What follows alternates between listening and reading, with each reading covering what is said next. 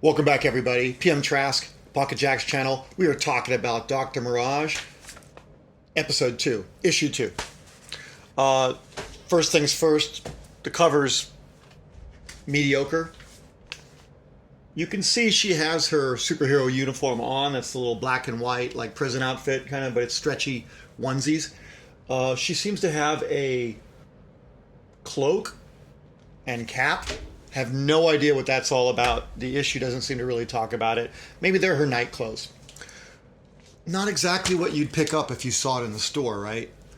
So I'm going to say that the story is better than this cover suggests. So if you watched episode 1 on this, I'm going to say, wow, did the creator of this actually look at my review and improve upon their story? It improves on some of the things I didn't like about it. Well, they're sticking with the camera 1, camera 2 angle. Again, sorry, I keep trying to compliment, but instead I keep going to the things I really hate about it. This magazine is trying to become a movie. It's trying to push a movie, probably with a Chinese audience. So they keep doing this camera 1, camera 2, close cut, blah, blah, blah, tight on her face, little sort of direction points in the comic book.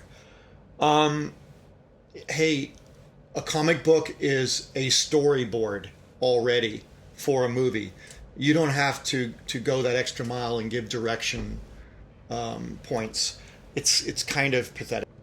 The story opens with Dr. Mirage, who's the woman, not the dead husband,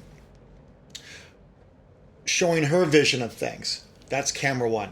Camera 2 is Grace's. That's the teenage girl, crazy eye girl. That's her view of things. So Dr. Mirage is kind of like the reality view, and Grace is the astral view. Also in this magazine, Dr. Mirage is saying, Grace, I don't want to take your drugs to see the astral world, and I don't believe I'm dead, and I don't believe I'm in hell, and I don't believe you're talking to my husband. So if you, again, watch my first video on this series, on issue 1, those are all the things I had major complaints about as logic point breaks. Now, that's not to say that Grace isn't 100% accurate. But it is to say that our main character, who was supposed to be the main character, because not Grace, in issue 1, it defaulted that Grace was the main character because she was driving all the action. But now, at the beginning of issue 2, Dr. Mirage is seizing the action back and saying, look, I don't necessarily believe any of that. I'm just humoring you, and I keep holding your hand, not because I want to suggest some sort of adolescent lesbian interest in you, but really it's because when I touch you, I can see what you're seeing. So now again, I had that complaint in issue 1. This is not a power that Grace has. This is a power that Dr. Mirage has. Now, Dr. Mirage is said to speak with dead people, a la Sixth Sense. But we see that part of that power is she can see maybe into the astral realm, or the spirit realm, maybe is a better wording for it, if she touches somebody. Okay, guess what? I can buy that power. I can buy that extenuation of her power set because that has a logical, connection. So I'm starting to buy in now more to this story because it's more logical. Again, Grace is still talking like a teenager. She's still very sassy and a pain in the butt. And what I do like about... I'm going to swallow what I want to say right now because I hate the art. Not all of it. I just don't like the colors. And I said that before and they didn't change it. If you're listening now, issue 3, please fix the color scheme. It's almost puts me in an epileptic seizure. It's so awkward. But aside from that, the story has this very interesting dualism that throughout the magazine it deals with life, death, reality, spirit world, non-celebrity, celebrity. Powerful, not powerful, confused versus confident. So they revisit the theme that Dr. Mirage, who, by the way, in most of this magazine is dressed in regular clothing. And she still feels she's in her secret house that has spells on it. And somehow Grace has actually lied to her and found it. But she's confused about that. And they don't resolve that this episode. At some point, she starts to click in to the ethereal realm or something. And she starts to describe, or maybe mentally impart to Grace, her past. And there's this thing where she's saying she killed her husband. But what we find out is the husband's already dead. And in the process of trying to get his spirit, which is very much kind of active and normal, and he doesn't really, he's sort of pessimistic if he can actually be alive again. He's like, that's not going to happen, really. Come on, honey, let it go. Move on with your life. And she's like, I have the staff of Osiris. I have these powers. It's possible. And he's like, you've convinced me. You're gonna probably resurrect me. That's awesome. How's that gonna work? She has no idea. In a lot of this storytelling, when she's essentially referring the information to Grace, she's wearing regular clothes. Okay, she goes now to a flashback, and Grace is, I guess, seeing it through her brain, kind of like Spock's doing a mind meld, right? I am Spock. And she sees that. Where does she go? I think she goes to Constantinople, to the last priestess of Osiris. I think that's right. I'll put a clip in. I'll put a picture in there for you. And there's the standard fake threat. A guy with a gun. I'm going to kill you. I'm super tough. And then it turns out he's a servant. Actually, he's the son of the real priestess of Osiris, who's kind of an old lady that just watches TV with TV dinners. She says, nobody's really looking for me anymore. Nobody believes in Osiris anymore. So you're welcome. Come on in. And she welcomes her in and says, let's be girlfriends. Let me show you stuff that's super top secret. And then the good doctor, she expresses her utter selfishness very openly, saying, I don't really care about your God, your religion, your mojo. I just want to resurrect my spirit husband. That's all you are to me.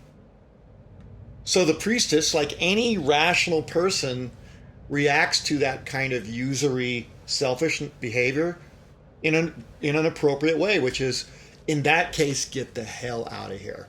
You're not even going to schmooze me a little bit, right? So, and then she kicks her out. So, of course, our hero, again, these writers, our hero decides, well, the right answer is, I'm going to go get a weapon at home. Now she's holding the staff of Osiris, which it doesn't go into where she got it. I guess in episode 3, 4, 5, or 6, or 7, we're going to get a flashback where she got the staff of Osiris. As far as I can tell, there's only one in the whole world, in the whole fantasy world, in fact, of writing. There's only one. So she better have a damn good story how she got it. Something involving dog soldiers and a temple in Egypt, I'm hoping, because that's where it would come from. Well, maybe Jesus took it out of the temple, and I don't know. I'll go with that too. I'm open to any of those stories, but it better be good, girl, and it better be good writers. Well, she goes back to the lady's house, breaks in. She actually gets shot by the sun, which is kind of neat, but then blows it off completely. Subdues the sun, subdues the priestess, binds them with a spell. All of this, the spirit husband's hovering around, riffing, like laugh tracks. And goes in to the two big temple figures, statues. She wakes up the female statue and starts to basically command it to resurrect her husband. And this is after the priestess said to her in her last breath when she could still move, "Don't do it. You don't know what you're doing. You're ignorant." She does it, and she destroys or dissipates her husband's ghost. So in her mind, this is how she killed her husband. So we have the titillation of, remember the first episode and a half, she's saying, "I killed my husband."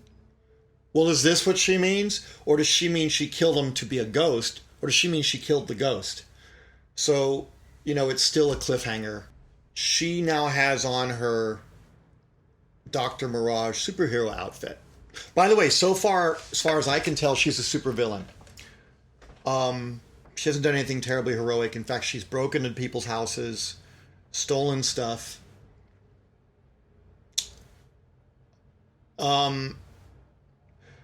She's crying and on Grace's lap. Mildly sexual. I guess she's just on her knee. Let's pull back on that. She's on Grace's knee. Grace is like, "What's going on, honey?" She opens her eyes.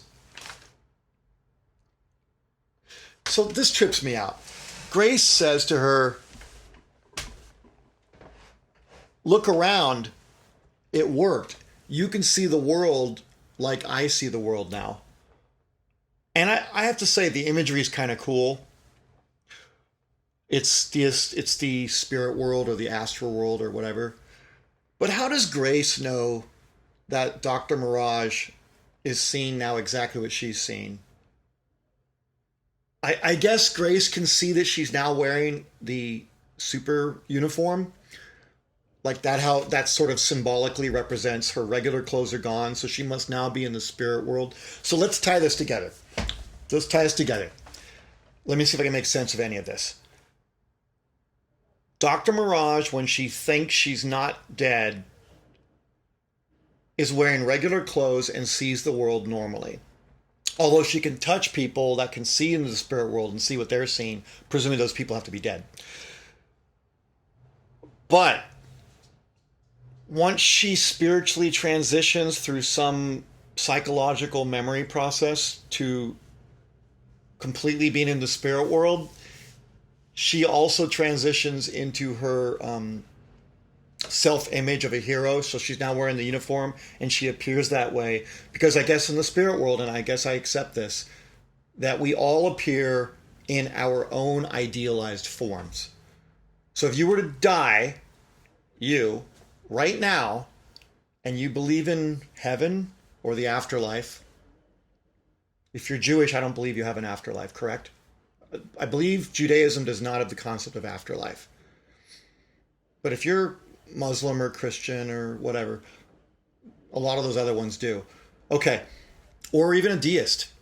Hell, I believe in like universal theory. I guess I kind of sort of think there might be an afterlife perceptional status. But what do we look like in that afterlife? And a lot of people think it's your idealized form. If you remember the Matrix, Neo's looking at himself and looking at Morpheus, and Morpheus says, "You appear as you do because this is your idealized mental state of yourself. This is not being imposed externally." And that's kind of cool because even in the material world as we live it now in reality, what you seem to be to other people is really a projection of who you think you are on the inside. So if you don't like yourself, you will find that, on a bad day, we all have bad days, right? People will shy away from you. People will naturally just move away. But when you're having a great day and you feel super, people will sit next to you. People will walk up and start talking to you. You'll get good deals on hot dogs at a baseball game, whatever the case may be. Well, okay. So to me, this is not a far stretch that in the spirit realm or in the next life, we would look like what we think we should look like, good, bad, or indifferent. And then the episode ends. And again, another thing about Dr. Mirage is something between 30% and 40% of every magazine is advertising. Now, one page is for the next episode. Kind of cool. And we also usually get 1, 2, 3, 4 pages of a new series. And I haven't looked into if it's the same production team. It doesn't matter. Or if they're being paid to promote somebody or whatever. And the one in here is actually Roku, which is kind of a violent chick kicking ass in a gothic punk. No, not gothic punk. In a techno future world. Techno alternate reality. She's kind of Red Sonja in the modern world. And I kind of like it. I'm looking forward to it. And then we have pages of stuff. A few more pages of stuff. So anyway, that's episode 2, Dr. Mirage. I would give it a 5 out of 10. That's moving in the right direction. Okay, so I'm being courteous. I'm really trying to be nicer. I don't think of it as nice or bad or mean. I think of it as realistic and honest. And once again, we got through an entire video without talking about politics, which is a kind of victory for you and me. Okay, be good.